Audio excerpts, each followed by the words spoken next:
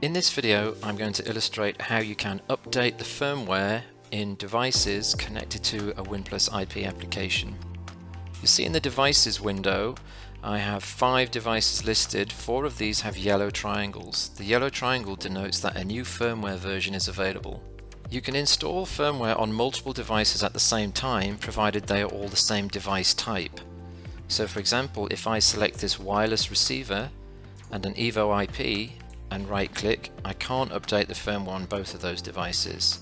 However, if I select 2 Evo IP, I can right click and update the firmware on both of those devices simultaneously. This will open a window to display the status of the firmware update. This is a 2-stage operation. First of all, the new firmware is downloaded to the device, and then in the second stage it is written to the device.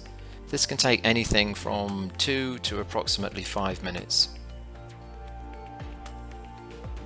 After the firmware is written to the device, it will then install. You'll see that the arrow illustrating where we are in the process is now pointing down. While the firmware update is in progress, the devices will not be able to be used. The prompter monitors themselves will display a firmware update in progress message. Once the firmware update is completed, it will show as completed on the devices in the window. The devices will automatically reconnect and restart after the firmware update is completed. The rundown will be sent and the status warning triangle will be removed.